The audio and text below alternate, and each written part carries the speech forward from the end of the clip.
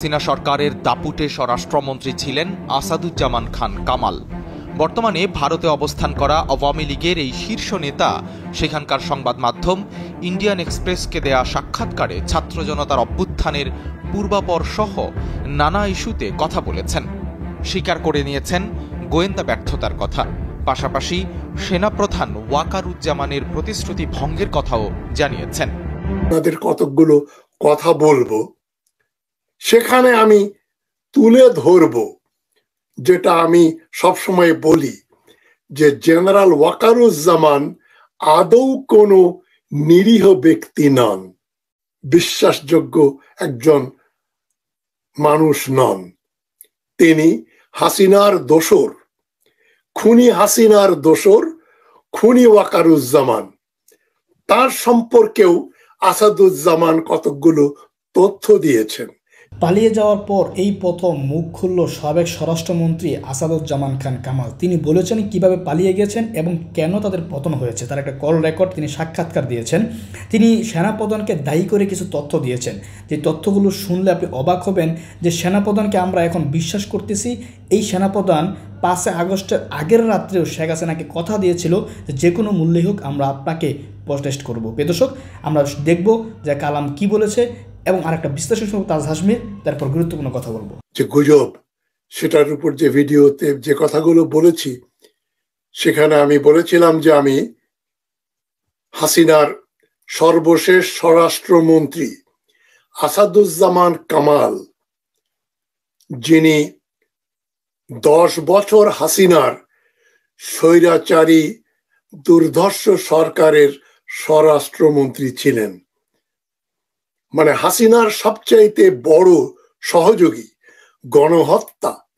গণহত্যা এবং আইনের শাসনের বিপরীতে গিয়ে মানবাধিকার লঙ্ঘন করার যত অপরাধ হয়েছে, তার সবচাইতে বড় অপরাধী, যার সুষ্ঠু বিচার হলে হাসিনার মতো মৃত্যুদণ্ডই যার একমাত্র প্রাপ্য শাস্তি, সেই আসাদুজ্জামান কামাল বলেছেন যে 7ই আগস্ট পর্যন্ত তিনি বাংলাদেশে ছিলেন, তারপরে তিনি পালিয়ে চলে যান ভারতে।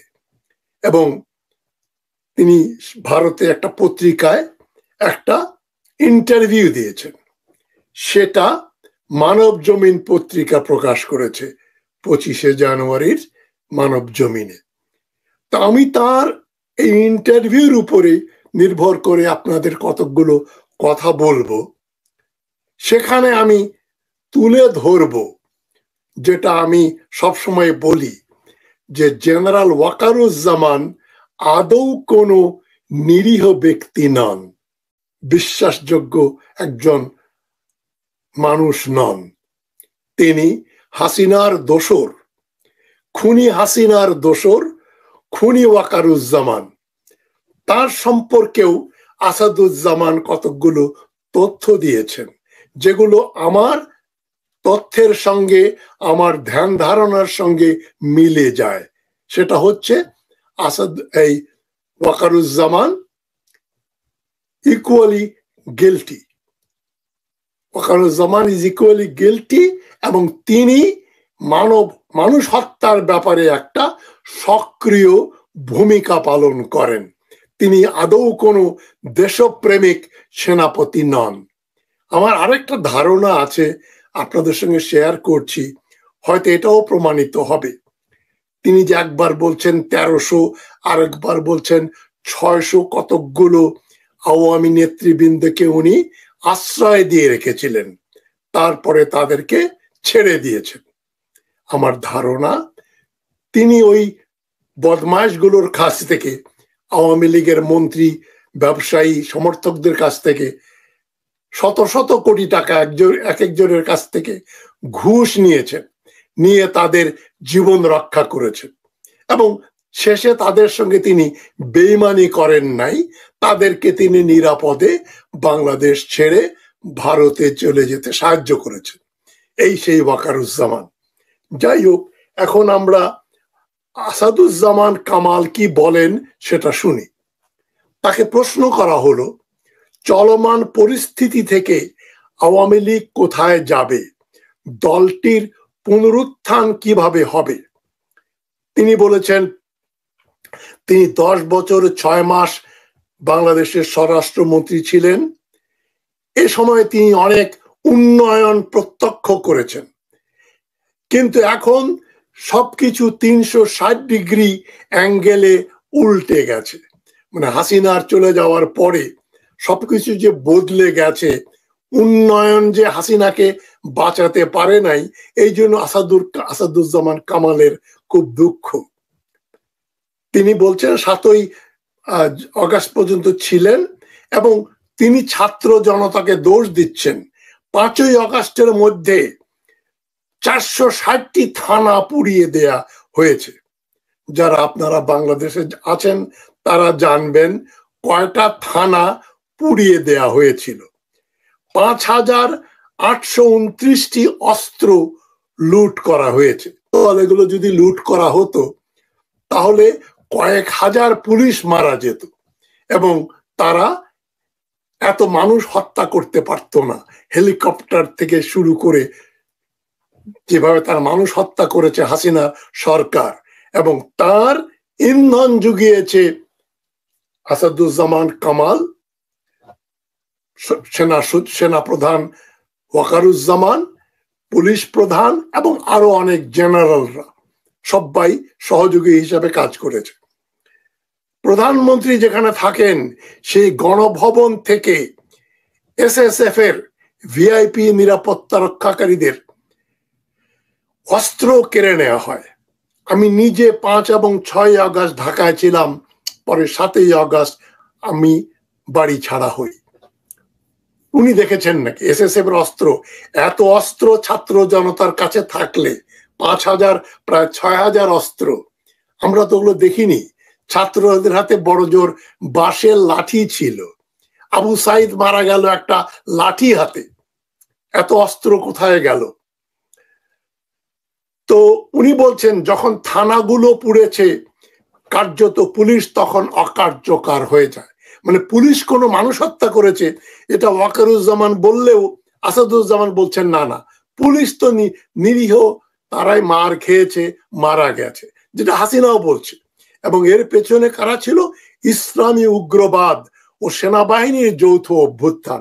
খুবই মজার ব্যাপার, ওয়াকারুজ্জামান দোষ দিচ্ছে পুলিশের উপরে যে সেনাবাহিনী কোনো মানুষ হত্যা করে নাই, মাত্র 5 জন সেনাবাহিনীর গুলিতে আহত হয়েছে। সব হত্যাকাণ্ড ঘটিয়েছে পুলিশ। আর পুলিশের যে মন্ত্রী আসাদুজ্জামান বলছেন একদিকে ইসলামী জঙ্গি আর একদিকে সেনাবাহিনীর যৌথ অভ্যুত্থান, এটাই হাসিনাকে সরিয়েছে। মানে আসাদুজ্জামান বলতে চাচ্ছে মিলিটারি মানে ওয়াকারুজ্জামান হাসিনাকে সরিয়েছে এবং ইসলামী টেররিস্টরা। সুতরাং এবং স্বীকার করেছেন যেখানে গোয়েন্দাদের একটা বড় ধরনের ব্যর্থতা ছিল। ডিজিএফআইও ফেল করেছে, জাতীয় নিরাপত্তা গোয়েন্দা সংস্থাও যারা প্রধানমন্ত্রীর কাছে রিপোর্ট করত তারাও ফেল করেছে। সুতরাং দোষ হচ্ছে গোয়েন্দাদের আর ওয়াকারুজ্জামানের আর ইসলামী জঙ্গিদের। তারা ইউনূসকে ক্ষমতায় নিয়ে আসলো। আসলে পুলিশ নিরীহ, তারা শুধু মার খেয়েছে, মরেছে। কেন 400 কতগুলো থানা নাকি পুড়িয়ে দেওয়া হয়েছিল। তো তাকে জিজ্ঞাসা করা হলো তার দল আওয়ামী লীগ কি কিছু মৌলিক ভুল করেছে যার ফলে ক্ষোভের সৃষ্টি হয়। তিনি বলছেন আমি বিষয়টিকে ভুল বলবো না, তবে হ্যাঁ, দল পুনর্গঠনের সিদ্ধান্ত নিতে আমাদের অনেক দেরি হয়ে গেছে, এটাই মূল কথা। দল পুনর্গঠন মানে কি? মানে আরো অস্ত্র শস্ত্র দিয়ে ছাত্রলীগ যুবলীগদের হাতে আরো রাইফেল, মেশিন গান, সাবমেশিন গান, অটোমেটিক AK-47 দিয়ে দমন করা উচিত ছিল। তার মানে আওয়ামী লীগ দল মানে তার সন্ত্রাসী দল, তারা শুধু পুলিশের উপর নির্ভর করেছে। ছাত্রলীগ আওয়ামী লীগ আরো অধিক সংখ্যায় মাঠে নামলে আর হাসিনা বিরোধী শক্তিরা ক্ষমতা দখল করতে পারতো না। তাকে জিজ্ঞেস করা হয়েছে হাসিনার সঙ্গে তার যোগাযোগ আছে কিনা। বলছে দেখা করতে পারছি না, তবে তার সঙ্গে ফোনে যোগাযোগ হয়, সার্বিক বিষয় নিয়ে কথা হচ্ছে।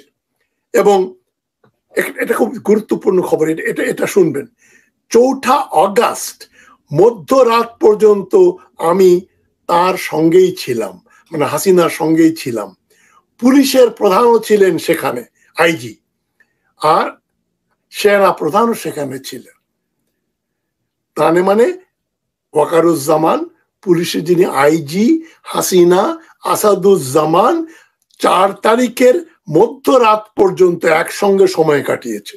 এবং সেনা প্রধান শেখ হাসিনাকে আশ্বস্ত করেছিলেন যে কিছুই হবে না, আমরা পরিস্থিতি নিয়ন্ত্রণ করতে পারবো। সেনাপ্রধান শেখ হাসিনাকে বলেছিলেন, আপনার সুরক্ষার দায়িত্ব আমার জিম্মায়, ওয়াকারুজ্জামান। এবং এখন এসব কিছু সাক্ষী আমি নিজে, বলছেন আসাদুজ্জামান।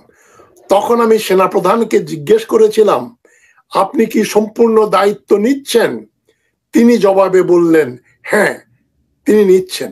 এরপর আমি আমার অধীনে থাকা পুলিশ প্রধানকে সেনা প্রধানের সঙ্গে স্বাধীনভাবে আলোচনা করার কথা বলেছি, তারা যেন সব স্বাভাবিক করে। কিন্তু আপনি দেখেছেন 5ই আগস্ট কি হয়েছে।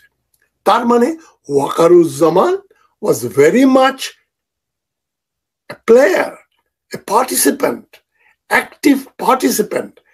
হাসিনার সঙ্গে, হাসিনাকে বাঁচানোর একজন একেবারে সক্রিয় একজন নায়কের ভূমিকা পালন করেছিলেন জেনারেল ওয়াকারুজ্জামান। তাকে নিয়ে এখন বিভিন্ন চ্যানেলে দেশপ্রেমিক জেনারেলের ইন্টারভিউ করা হয়। আমার ঘৃণা লাগে যারা ওই লোকের চেহারা দেখে, তাকে সঙ্গে কথা বলে। তাকে হিরো বানানোর একটা আয়োজন হচ্ছে, কেন তারা জানে ওয়াকারুজ্জামান এই যে 1300 কত আওয়ামী লীগারকে আশ্রয় দিয়েছিল, তাদের কাছ থেকে ওয়াকারুজ্জামান হাজার হাজার কোটি টাকা গ্রহণ করেছিল ঘুষ হিসাবে বা জীবন বাঁচানোর বিনিময়ে। এই টাকাগুলো ওয়াকারুজ্জামানের আছে। ওয়াকারুজ্জামান যদি কু করে ক্ষমতায় আসে, তবে কিছু সাংবাদিক, কিছু ইউটিউবার যারা ওয়াকারুজ্জামানের সঙ্গে কথা বলে একটু কাছে আসার চেষ্টা করছে, তারা আরো কাছে আসবে। এটাই নিয়ম। যার হাতে পয়সা এবং যার হাতে বন্দুক, ক্ষমতা, তার চারদিকে মৌমাছির মতো ভিন ভিন করে আমাদের দেশের সাংবাদিক, বুদ্ধিজীবী, শিক্ষক, উকিল, ডাক্তার, বিচারপতি, ইঞ্জিনিয়ার, সব ধরনের লোক, ব্যবসায়ী। এখন ওয়াকারুজ্জামানের সম্বন্ধে এটাই রটনা করানো হচ্ছে। ইউনূস যাচ্ছে, ইউনূস যাচ্ছে, ইউনূস পদত্যাগ করছে, সুতরাং কে আসবে, কে আসবে? ওয়াকারুজ্জামান। ওয়াকারুজ্জামান দেশপ্রেমিক, ওয়াকারুজ্জামান আসবে। যে ওয়াকার সাহেব বঙ্গভবনে মগরিবের নামাজের ইমামতি করেছিলেন, তার মানে কতটা ইসলামপন্থী, কত ভালো নামাজ পড়াতে পারেন, কোরআন তেলাওয়াত করতে পারেন, তার মানে একজন ভালো ব্যক্তি। এইভাবে কিন্তু ক্রমান্বয়ে ওয়াকারুজ্জামানকে এখন তৈরি করা হচ্ছে নেক্সট এরশাদ হিসাবে বা আইয়ুব খান হিসাবে। একজন আইয়ুব খান, এরশাদ বা জিয়াউল হকের তৈরি করা হচ্ছে বাংলাদেশে। আমাদের বুদ্ধিজীবী, আমাদের সাংবাদিক, আমাদের অনেক লোক না জেনে না বুঝে ওয়াকারুজ্জামানকে হিরো বানিয়ে দিচ্ছে। আমি আসাদুজ্জামানকে একটু ধন্যবাদ দিতে চাই এই কথাগুলো বলার জন্য, যে 4 আগস্ট মাঝরাত পর্যন্ত হাসিনা, আসাদুজ্জামান, জেনারেল ওয়াকারুজ্জামান এবং পুলিশের আইজি কি মামুন না কি নাম ছিল, এরা সবাই একসঙ্গে ছিল। এবং সেখানে ওয়াকারুজ্জামান বলেছিল যে সব ঠিক করে দেব, আমি নিশ্চয়তা দিচ্ছি প্রধানমন্ত্রীর কিছু হবে না। আসাদুজ্জামান বলছে আওয়ামী লীগ কর্মীদের মনোবল অনেক উঁচু, তাই তো সব পালিয়ে গেছে, লুকিয়ে আছে। জাস্টিস মানিক কলা পাতার উপর শুয়েছিল, মনোবল খুব উঁচু। সুতরাং শেখ হাসিনা ছাড়া তারা ভবিষ্যতের কথা ভাবতে পারে না। এই দেখেন প্যারাডক্স, দেখেন আসাদুজ্জামান একদিকে বলছেন আওয়ামী লীগের কর্মীদের, তিনি সহ মনোবল অনেক উঁচু, কিন্তু কিন্তু বড় কিন্তু হলো কি, শেখ হাসিনা ছাড়া তারা ভবিষ্যতের কথা ভাবতে পারে না। তো ৭৭ বছরের হাসিনা আমার বয়সী, একই সনে একদিন আগে পিছে আমাদের জন্ম। সেই ৭৭ বছরের হাসিনা আর কতদিন বাঁচবেন? ১৫ বছর, ২০ বছর, ৯৭, ১০০ বছর। তার মানে আর ১৩-১৪ বছর পরেই আমরা হয়তো হাসিনাকে, ২০ বছর পরে আর দেখবো না বড় জোর। তো ২০ বছর তো একটা জাতির ইতিহাসে এমন কিছু না, ততদিনে হাসিনার এই কর্মক্ষমতা থাকবে না। আর তারা কি মনে করে, যাদের মনোবল উঁচু আওয়ামী লীগারদের, যে হাসিনা আবার আসলে তাকে আবার দেশের জনগণ প্রধানমন্ত্রীর আসনে বসতে দেবে? শেখ হাসিনার দিকে তাকিয়ে আছেন। শেখ হাসিনা তো ভবিষ্যৎ হচ্ছে তার ভারত, এবং সেখান থেকে কোথায় যাবে এই দুশ্চিন্তায় সে বাঁচে না। তিনি বাংলাদেশকে বদলে দিয়েছেন। হাসিনা কি বদলে দিয়েছে? নিশ্চয়ই বদলে দিয়েছে। যেখানে কিছুটা হলেও গণতন্ত্র, মানবাধিকার ছিল, মানুষের আত্মমর্যাদা ছিল, ভদ্রতা, সৌজন্য ছিল, সেটা তো বদলে দিয়েছে হাসিনা। খালেদা জিয়াকে বলছে এই মাঝরাতে তিনি যদি জেলখানায় আর কিছু চান, তবা তবা, তা তো দিতে পারবো না। মানে তিনি বলছেন খালেদা জিয়া যদি পুরুষ মানুষ চান, দিতে পারবেন না। এই কালচার তো বাংলাদেশে গত ১০০০ বছরেও কোনো প্রধানমন্ত্রী বা রাষ্ট্রপ্রধান, কোনো বড় সমাজের মুরব্বী কেউ এই ভাষায় কথা বলেনি। খালেদা জিয়ার এই লিভারের অসুখ কেন হয় আপনারা জানেন না? হাসি দিল একটা, মনে আছে? কুৎসিত চেহারাটা হাসি। সেখানে আমার প্রাক্তন বন্ধু ইকবাল সোবহান চৌধুরী সামনে বসে আছে, এই বড় সেজদার দাগ, মাথায় কালো। বাবা, আমি তো নামাজ সারা জীবন পড়ি, কোনো তো কালো চিহ্ন নাই। ইকবাল সোবহান চৌধুরীর মাথায় চিহ্ন। সে বসে আছে আর হাসিনা বক্তৃতা দিচ্ছে, এই মাঝরাতে জেলখানায় যদি খালেদা চান, আর কিছু চান, দিতে পারবো না। নির্বিকার চিত্তে ইকবাল সোবহান চৌধুরী বসে বসে বক্তৃতা শুনছে। তো আসাদুজ্জামান কামালের তো বলা উচিত ছিল যে হাসিনা দেশটাকে বদলে দিয়েছে, ভালো করেনি, দেশের কালচার নষ্ট করে দিয়েছে।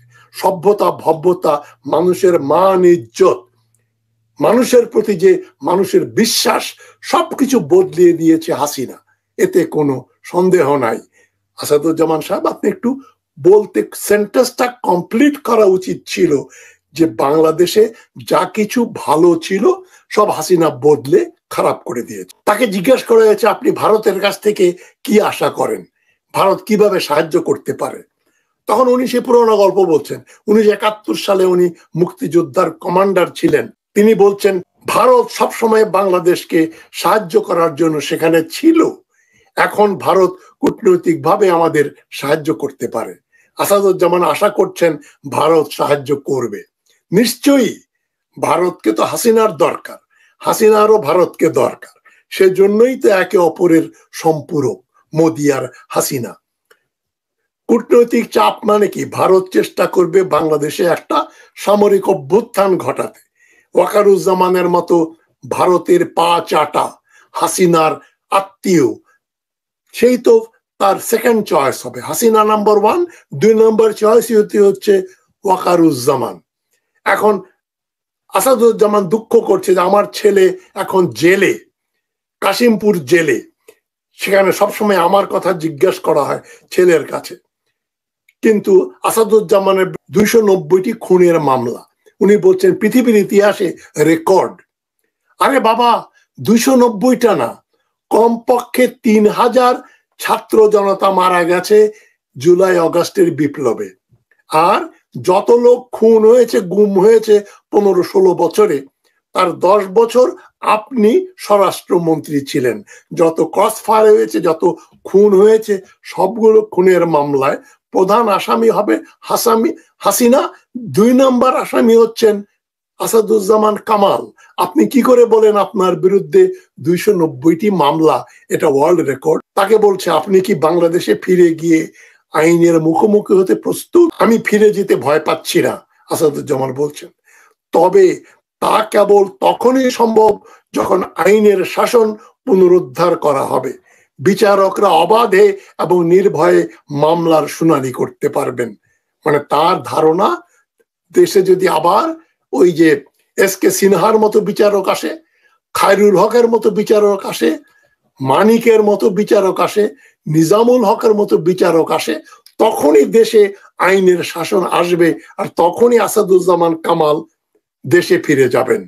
এবং বলছেন আমরা নির্বাচনে বিশ্বাস করি, আমরা অবশ্যই নির্বাচন লড়ব। বলছে শেখ হাসিনা নির্বাসিত দলের বেশিরভাগ নেতা এখন আন্ডারগ্রাউন্ডে, এমন পরিস্থিতিতে দলকে শক্তিশালী করাটা কতটা চ্যালেঞ্জের বলে আপনি মনে করেন? উনি আসাদুজ্জামান বলছে এটা অসম্ভব নয়, আমি বিশ্বাস করি এটা সম্ভব। আমার বিশ্বাস খুব অল্প সময়ের মধ্যেই তা বদলে যাবে। বাংলাদেশ প্রতিষ্ঠার পর থেকে আমি সেখানকার পরিস্থিতি দেখছি। তার মানে উনি বলতে চাচ্ছেন এই যে ওয়াকারুজ্জামানকে নিয়ে যে কু করার একটা সামরিক অভ্যুত্থানের যে গুজব, ডক্টর ইউনূস অলরেডি পদত্যাগ করেছেন বলে যে গুজব, সেগুলোতে সৃষ্টি করছে ভারত আর আওয়ামী লীগাররা এবং তার দেশে যে তাদের বন্ধু বান্ধবেরা। দুর্ভাগ্যজনক ভাবে হলেও এটা সত্য, জামাতে ইসলামের কিছু লোক আর বিএনপির কিছু লোক আওয়ামী লীগকে নিয়ে পুনর্বাসিত করে দেশে আবার ক্ষমতায় বসতে চায়। এটা আমরা হতে দেব না। আপনারা কি বলেন? আবার ফিরে আসবে তারা? বিএনপিকে ব্যবহার করে আওয়ামী লীগ গতিতে বসবে? শুধু যারা বলছে আওয়ামী লীগের সঙ্গে কোনো দ্বন্দ্ব নাই, এই আব্দুল আওয়াল মিন্টু বলছেন, তাদের সঙ্গে কি আপনারা হাত মেলাবেন, নাকি আপনারা ছাত্র সমন্বয়কদের যারা সাহসী তাদের সঙ্গে হাত মিলিয়ে দেশে যেন পুনরায় ভারতপন্থী আওয়ামী সরকার পুনর্বাসিত হতে না পারে সেই চেষ্টা করবেন? সুতরাং এখন ঘটনা কিন্তু এদিকে প্রবাহিত হচ্ছে এবং আসাদুজ্জামানের বক্তৃতায় আমি কিন্তু মোটামুটি একটু খুশি হয়েছে যে তিনি ওয়াকারুজ্জামানকে এক্সপোজ করে দিয়েছেন, বিবস্ত্র করে দিয়েছেন। এবং 3 দিন আগে নাকি শেখ হাসিনার সঙ্গে তার কথা হয়েছে। শেখ হাসিনা বলেছেন তার নির্দেশনা হচ্ছে সকল নেতাদের ঐক্যবদ্ধ থাকতে হবে, যার মাধ্যমে খুব অল্প সময়ের মধ্যেই পরিস্থিতি কাটিয়ে ওঠা যাবে। হাসিনা কদিন আগে বলেছে আমরা আবার যখন ক্ষমতায় আসব আমাদের আগের ভুলগুলো আমরা শুধরে নেব। কি আশা আকাঙ্ক্ষা! সে আবার গণভবনে ঢুকবে প্রধানমন্ত্রী হয়ে। অন্তর্বর্তী সরকার ডক্টর ইউনূস সম্বন্ধে বলেছেন তার চেয়ারে বসার কোনো অধিকার নেই, তিনি কোনো নেতা নন, কোনো রাজনৈতিক ব্যক্তিও নন। মানব জমিন বলছে একদিনে একাধিক মিথ্যার বিভ্রান্তিমূলক খবর প্রচার করেছে। হিন্দুস্তান টাইমস, আনন্দবাজার পত্রিকা এন্ড ইন্ডিয়ান এক্সপ্রেস তাদের সঙ্গেই কথা বলল সাবেক স্বরাষ্ট্রমন্ত্রী কামাল, আসাদুজ্জামান কামাল। তবে এই জন্য আমরা বুঝতে পারি এর পেছনে একটা এজেন্ডা আছে। ভারতের এজেন্ডা বাংলাদেশে একটা আওয়ামীপন্থী ভারতপন্থী সরকার প্রতিষ্ঠিত করা, দরকার হলে ওয়াকারুজ্জামানকে ব্যবহার করে। কিন্তু আসাদুজ্জামান আবার ওয়াকারুজ্জামান সম্বন্ধে যে সত্য কথাগুলো বলে দিলেন, ওয়াকারুজ্জামান তো বলবে আপনাকে কি আমি এগুলো বলতে বলেছিলাম? আপনি ভুল করে আমার নাম বলে দিয়েছেন যে আমি আগস্টের 4 তারিখ পর্যন্ত হাসিনা এবং আপনার সঙ্গে এবং পুলিশ চিফের সঙ্গে বসে হাসিনাকে কিভাবে রক্ষা করা যায় সেই পরামর্শ দিয়েছি। তো আসাদুজ্জামান কামালের এই বক্তৃতাটা ব্যাকফায়ার করবে এবং এতে হাসিনার যে দুর্বলতা, আওয়ামী লীগের দুর্বলতা প্রকট হয়ে ধরা পড়ল। বলছে যে আওয়ামী লীগ ছাড়া, এই আওয়ামী লীগের এত বড় হাসিনা ছাড়া আওয়ামী লীগের এই সাহসী বীর পুরুষেরা আর কিছু চিন্তা করতে পারে না। তার মানে কালকে যদি হাসিনা দোজকে চলে যায়, নমরুদের কাছে বা ফেরাউনের কাছে বা তার বাপের কাছে, তখন আওয়ামী লীগেররা আবার দ্বিতীয়বারের মতো এতিম হয়ে যাবে। আমি আপনাদের বলি, আওয়ামী লীগের এবং তার সহযোগী তারা যে দলেরই হোক, আপনার প্রিয় দলের হলেও তাদেরকে নিপাত করুন, তারা যেন কথা বলতে সাহস না পায়। আমি ইউনূস সরকারের ক্রিটিক, কিন্তু আমি এক্ষুনি ইউনূস সরকারকে উৎখাত করে একটা বিশৃঙ্খলা সৃষ্টি করার পক্ষপাতী নই। ভালো থাকবেন সবাই। আসসালামু আলাইকুম। দর্শক, আলোচনা শুনেছেন এবং জানতে পেরেছেন যে আসাদুজ্জামান খান কামাল কি বলেছে। গোয়েন্দা ব্যর্থতা বলেছে এবং তারা স্বীকার করেছে যে আমাদের অনেক ব্যর্থতা ছিল। বিশেষ করে তাদের যে দেশ চালা যে ব্যর্থ এটা না, তারা গোয়েন্দা ব্যর্থ, তারা ষড়যন্ত্র মোকাবেলা করতে ব্যর্থ হয়েছে। যাই হোক দর্শক, পাশাপাশি সেনাপ্রধানকে নিয়ে একটা কথা বলেছেন যে সেনাপ্রধান আগের দিনকেও সেনাপ্রধান এবং পুলিশ প্রধান সবাই বলেছে যে আমরা আপনার সাথে আছি, স্বাভাবিক বুঝছে। কিন্তু আমার কথা হচ্ছে, কি এমন ঘটলো যে একদিনের মধ্যে সেনাপ্রধান পরিবর্তন হয়ে গেল? তো এই সেনাপ্রধান যে আবার পরিবর্তন হবে না, এর কি নিশ্চয়তা আছে? কোনো নিশ্চয়তা আছে? আগের সেনাপ্রধান, আগের বিজিবি প্রধান, আগের নৌবাহিনী প্রধান সবাই তো আছেন। তাহলে এরা যে আবার পরিবর্তন হবে না এর তো নিশ্চয়তা নাই। এই জন্যই শুরু থেকে কিছু মানুষ বলতে আসছিল পিনাকির মতো যে সবাইকে পরিবর্তন করা দরকার, বিশেষ করে সেনাপ্রধানকে পরিবর্তন করা দরকার। পরিবর্তন না করলে, চুপ্পুকে পরিবর্তন না করলে এরা যে কোনো মুহূর্তে ঘাড় ঘুরিয়ে দিতে পারে। আর এমনটা আশঙ্কা করা যাচ্ছে এবং এই কারণেই কয়েকদিন পর শুনতে হচ্ছে যে ডক্টর ইউনূস পালিয়ে যাচ্ছে, মুখে পালিয়ে যাচ্ছে। একটু দর্শক, আলোচনা দেখেছেন, দেখে কেমন মন্তব্য অবশ্যই কমেন্ট বক্সে কমেন্ট করবেন।